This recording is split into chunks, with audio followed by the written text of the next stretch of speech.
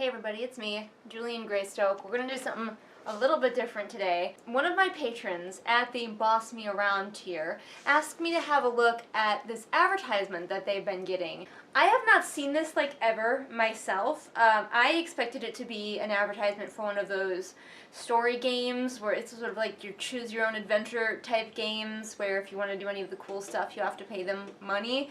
But no, I think it's just like literally a book. Self-published book? Question mark? So I decided to look up the Dreame, spelled D-R-E-A-M-E, app a little bit and find out what it's about. Dreame is a dreamy community for female readers and writers providing captivating serialized online fiction. It is a reading platform where readers can immerse themselves in the latest fascinating stories, anywhere, anytime. A dreamland where upcoming authors can fulfill their dreams as a successful writer. Boy, if you took a drink every time this paragraph said dream, you would be drunk already. By the way, I'm looking at my laptop. That is what is here. If you hadn't guessed that, I'm not just staring into space. It definitely seems like this is the shovelware of online fiction. If you've written a bad, poorly edited story, you might be able to just dump it off on this app. This is entertaining. Designed interface fitting female reading habits and aesthetic taste. What does that even mean? Can someone explain to me what that means? Is everything pink? I don't know. They might not be completely evil. They say they support authors by providing promotions, tutorials, workshops, publishing guides. So this seems like as good a place to put this as anywhere. This is obviously Julian from the future. I hate research, which is why I don't do video essays or anything, but I wanted to research Dreame just a little bit more to talk about it for this video, and I was curious about it. It's also known as Ficfun, or rather this one overarching company owns both Dreame and Ficfun to my understanding, and it seems that what they do is find authors, sometimes on Wattpad, and they offer them a small, it seems to be fairly small, publishing fee for the contract to their work. Sort of, I don't know if they'd quite qualify as a vanity press, but it strikes me a little bit as that. They do pay the authors, it seems, but then they have exclusive rights to that story. I haven't done deep enough research to tell you if it is shady, but from what I have researched so far, it does seem like it's probably shady.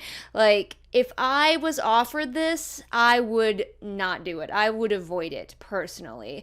I will put all of the places where I got my information about Dreame down in the doobly-doo, so you can go, check that out and do deeper research yourself. But it does just give off that vibe. It just is a vibe that you kind of get a feel for of, this just doesn't feel right. My spidey sense is tingling. This feels like they prey on young, naive authors and make them make mistakes that could hurt their career down the line. I just not feeling it, but feel free to research Dreame a bit more, go down that rabbit hole on your own with my resources.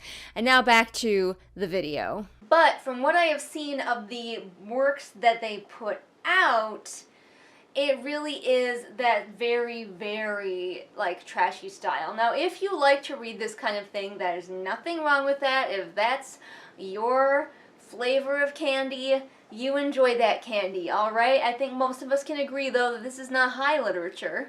So my patron has been getting a lot of advertisements for this for some reason. I don't know why I haven't. I feel very left out. A lot of the books that I have seen when looking around at what Dreame has to offer are the standard, very standard. You could read this stuff for free on Wattpad. I'm just saying, if you're paying for this, you could be reading this for free on Wattpad. I'm thinking it's mostly all romance and, of that trashy read once and move on variety.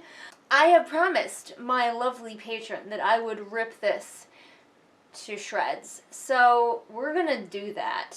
There's not even the author's name on here. I was going to read this whole thing to you, but then I realized it is quite long. So we'll be just doing it read-along style. And then I thought what would be fun is that afterward I could maybe talk about ways that I would fix this if I can find a way to fix it at all. We'll see. Let's get started.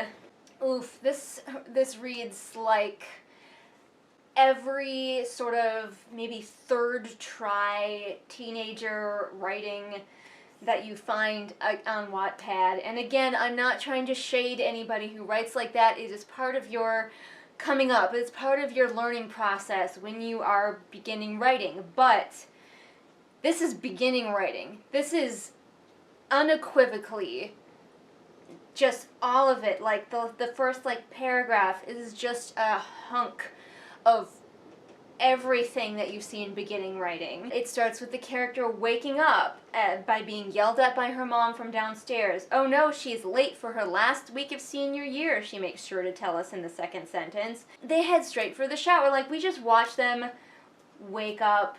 They have, like, I thought sarcastically. All of it is so novice.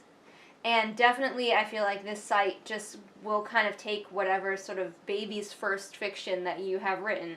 Hope we're doing the next thing. Let me describe myself in a really clunky way. And it comes out of nowhere too. Like, she's just like, everyone always says how much I look like my mom. What does that have to do with anything? You were just taking a shower. Oh, yep, and she is beautiful, of course, curvy, short, and she's never had a boyfriend. Even with my physical appearance, not too many people take the time to approach and get to know me. I hope we get the first hint that there's something supernatural going on, aside from the fact that this is like a supernatural romance book.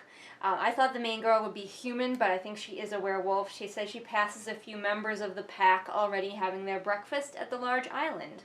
So what is kind of confusing, like, we know that this is going to be about werewolves, but just like if I was reading this cold, she refers to her family as wolves, and we know that she's a human because she just painstakingly described herself, or she appears human. But, like, calling everyone else wolves, I can't help but, like, picture her coming into the kitchen and there are just wolves eating breakfast. Perhaps, like, referring to them as a pack works, but I think referring to them as wolves doesn't. We find out that she has a twin brother and that she is in combat training, all of it very clunkily. Like, nothing about this is smooth or pleasant to read. It doesn't help that this was clearly meant to be formatted for a phone, and it's on my computer screen, does not look very nice. It's not easy to read, I can't make it bigger, it's just, yeah. Of course, she's very special. She has alpha blood because her parents are the alphas of their pack, and so her combat training went really well. She's just like kicking ass better than anyone, because of course she is. So that does tell us the kind of stereotype we're going to be working with this character. There are kind of two stereotypes in this type of cheesy story. There is the very feminine, soft girl who mostly exists to be rescued, and then there is the kick-ass girl who's the best at everything, who also mostly exists to be rescued. If I had money, I'm obviously not going to read this whole thing, I'm only reading the sample, but I have money that says that she will still, in spite of her being like so kick-ass, spend much of this book being rescued by her love interest. There's also the theme that you see in a lot of these, which is the theme of mates, the one true mate. You can only have like one person who is going to be your special somebody. Somehow, both our main character and her twin brother have forgotten that on Saturday they are turning 18, and also on their 18th birthday, they will be given a mate or choose a mate so that they can start producing grandbabies. And I think it's because this author just wanted to have this like reveal where their mom comes in and she's like, do you know what's happening on Saturday? You guys get to find your life fuck partner. Woo! And of course that's going to be the conflict because our main character's not going to like any of the boys. She's probably going to like the boy from the wrong side of the tracks. That's just my guess. Or she's a free spirit and she doesn't want to fall in love. She just wants to find her own way. She wants to ride free across the moors with the wind blowing in her hair. If I had to read to you every poorly done line in this story, I would be reading you the entire story. Like, every single... I would correct something in every single sentence so far. And of course she hates parties, because why would she like parties? That might be a personality. A mistake, I'm just going to say it now, a mistake young authors often make is having their characters dislike things as their whole personality, when you should remember that your character should also like things. Like, a list of things that your character doesn't like I hate parties, I don't like hanging out with boys, blah, blah, blah, blah, blah. That's all well and good and important, but you need to figure out what your character does like and does want, and we haven't gotten any of that from this character. She's not saying, like, I don't want to find a mate, I want to go to college and become a scientist.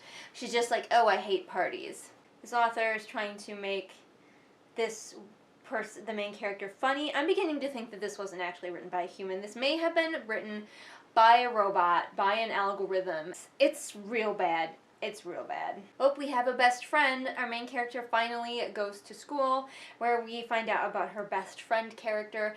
It's very important for your cheesy teenage girl character to have a best friend character, to basically, not only for the main character to compare herself to and be like, oh, my friend is so pretty and good with boys and I'm just not, but also later for this best friend to be a cheerleader slash therapist for our main character. Apparently this entire school is werewolves because they know that her brother is a future alpha and therefore he is cool, and so that's why he's one of the cool kids. So I don't even know if humans exist in this world or if it's just like all werewolves. We have a first potential love interest. I don't think he's going to be a main one, but I could definitely see him. If this is a harem or sort of reverse harem type story, he could be in the mix. He's her brother's friend. Alexei. He's hot. Wow, this sentence is so poorly done that I had to read it like 3 times to understand it. He changed girls like socks, which took me a few minutes in and of itself, but now I understand that he switched relationships as often as he switched his socks, or as readily as he switched socks, comma. He was always with someone, comma, new, and he has never once looked in my direction. This is such a poorly done sentence. That comma is in the wrong place. The socks thing took me 3 times to like fully grasp what the fuck it was talking about. Just don't write like this. Let me be clear, you can write like this on your first draft, but please fix it before you put it out for human eyes to read. I understand now why the author's name is not on this. I wouldn't want my name on this either. Now here's some language that I don't understand that I think I would if I was more in this world and this type of story. She is talking about like marrying an alpha. She's talking to her friend about, you know, her going to have to get married problem, and she's like, if he's an alpha, will he want me to be his Pax Luna? And I don't know what a Luna is, and I feel like I would if I read this type of story. Is this something people do? The main character is talking about her worries about the boy, and her friend, before I can finish my thought, Jordan pinches my nose and shuts me up. Is that a thing? I have never once reached over to my friend and just like, stop talking. Is that a thing people do? Am I just weird for not doing that? Have you ever pinched your friend's nose to shut them up? Please explain. Maybe it's a werewolf thing. So all through this, there is this through plot of the main character missing breakfast, and then finally that little plot thread has been resolved because she's gotten breakfast at school, but I have no idea why it's there. Are we just, like, supposed to know that she's very determined to get food, and when she wants it, she will get it? Like, what is that? There's a lot of immediately, which is something you want to look out for in your own writing. I immediately choke, and then a few sentences down, I immediately roll my eyes. It is implied that that thing is happening right the fuck now, because you're saying it. I roll my eyes. It's understood that it's happening immediately. Up, we have a hot bitchy girl. I'm surprised it took us this long to hot bitchy girl, to be honest with you. Her name is Valerie. V names for your hot bitchy girl are always popular. V is such a striking letter, and it's just a bitchy letter, you know? So if you can give her a V name, like Valerie, Veronica, something like that. Oh no, he called her the wrong name. Her name is Victoria, and he called her Valerie. So Victoria is another great bitchy girl name. We also find out that her parents are inviting a special guest, which I'm sure will be some super hot alpha that will definitely be in competition for her heart. Possibly someone that they have already arranged for her to marry and she just doesn't know about it yet. Okay, and that's all we get of the day. We get her first class, she sees a bitchy girl, and then boom. The week just passes by and we're on to Friday. This character does a lot of happy dancing. She had a happy food dance before, and now she has a like end of week happy dance. I do want to know what this dance entails. I'll be real, I'm definitely skimming this because like this is actually painful to read. Like physically painful. Oh, here we go. She does a quick twerk. She stands up in the middle of her bed and twerks, so I guess that's her happy dance. Apparently the pack is just always in their kitchen. Like, their house is just a hot spot for the whole pack. I suppose if they're the alpha, that's gotta be a thing. I wonder why they only have 2 kids. They've only got the twins. And if they're the alpha pair, you'd think they'd have more kids. That whole sequence was completely pointless. She's doing her happy dance. Her brother comes in. He makes fun of her. They go downstairs. He tells their parents that she was doing something stupid. Scene. Cut that whole thing out. I want to just highlight and delete that entire piece of nothing. Who reads this sample and is like, yes, this, I want to keep reading this? Maybe you just like go to the end of the sample and find out where it starts to get good. Because this is just flannel. Apparently in this werewolf pack, there's only one beta, or rather like a beta and his mate, like a beta pair, and that's it. Oh, we have a whole bunch of potential reverse harem members. We've got Alpha Xander Black, Alpha Elijah Rowland, Alpha Julian Gray, hey! Alpha Jackson Beck. Wow, that's the whitest white boy name I've ever heard. That's probably the one she's gonna fall for, because that's the one that doesn't match. Xander Black, Elijah Rowland, Julian Gray, Jackson Beck. Hi, I'm Jackson Beck. Let me get my truck. Okay, so the person, I was curious who prepared the food, because I was like, does a mom still prepare the food even though she's a Luna? But no, Mrs. Wilson, my favorite kitchen omega. I don't cook, but please refer to me as a kitchen omega from now on. This character is really into food, alright? Like, she lets out a sinful moan followed by a giggle when she sees the food. So she is clearly not sexually aroused by men, she is sexually aroused by pancakes. Don't scares me like that. Don't scare. People will pay for this, to read this, is my understanding. There's also something apparently called marking. The best friend has come over and she has a crush. She may have found her mate. And our main character says he hasn't marked you yet. So presumably that's going to be part of it. I'm assuming it involves biting. But there's also a big theme in stories like this of marking someone as your territory, as your possession, essentially. Oh, apparently also when you turn 18, it wakes up your wolf. Boy, a lot of things happen when you turn 18. Apparently if you're someone's mate, you just like feel it and know. We go to her graduation. Alexi is there, looking hot. So, are there students in this werewolf high school who have already awakened their wolf? And if so, what exactly does that mean? Like, does it just mean that you can smell who your mate is now? Or do you actually get to wolf out? Or like what? Unclear. I imagine we'll be told later, but I'm thinking of her just sitting in graduation and like some of the students must have had birthdays before graduation. Are any of them wolves? Full-fledged proper wolves now? I don't know if, like, these female werewolves get to go on to higher education if they want to. Apparently, our main character is graduating summa cum laude, which is, I think, a good thing. I didn't go to public school. But, like, and her parents are so proud, but, like, if she's just going to get married and start pumping out wolf babies, like, is there a point to getting good grades in high school? Every time this main character goes into her room, there's some other motherfucker in it. Like, her brother, her friend, somebody is just always in her room. I would get a lock. I would find that very annoying that people are just always in my bedroom. Her friend is there. They are going to have a girly slumber party.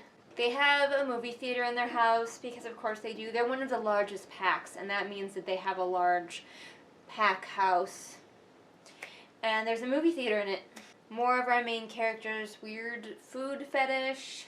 Was the author hungry when they wrote this? I feel like maybe they were. And then they start watching The Fate of the Furious, which I don't know, does Dreame have to pay to have The Fate of the Furious mentioned in their bad app fiction? Or is like nobody read this so nobody's gonna notice?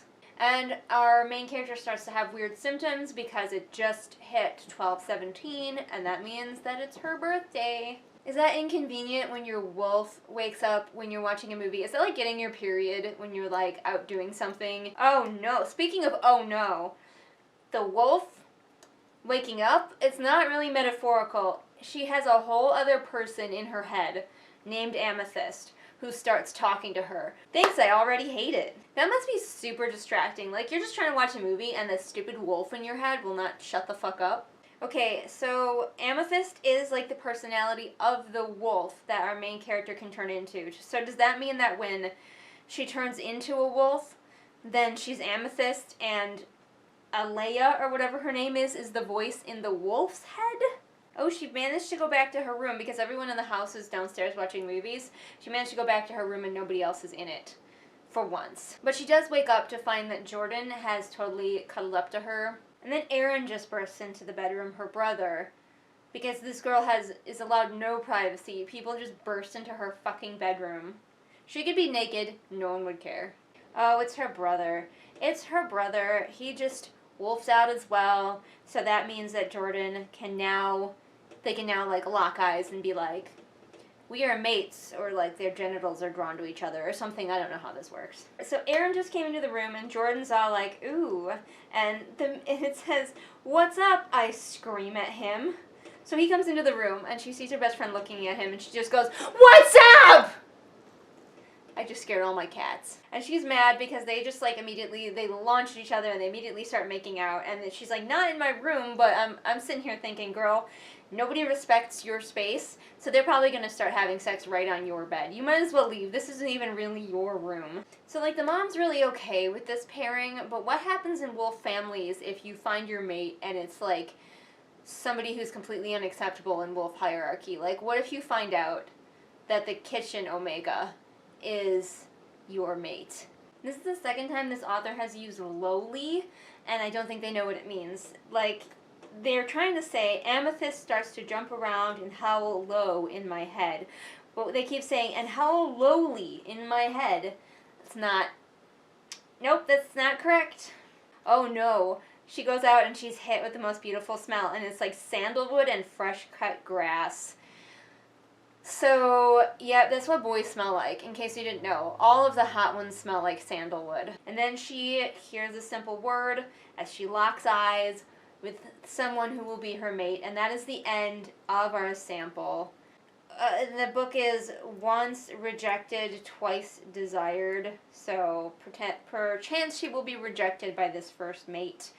Who knows? I think we're really setting up for a potential reverse harem. Now, I was going to go and I was going to be like, how would I fix this? But like, as I'm reading, it needs so much work on a line-by-line level, and so many just chunks of this need to be ditched completely, that I don't think I could go through this unless I like painstakingly went through it with you and talk about everything that would need to change. So I don't think I can really do that.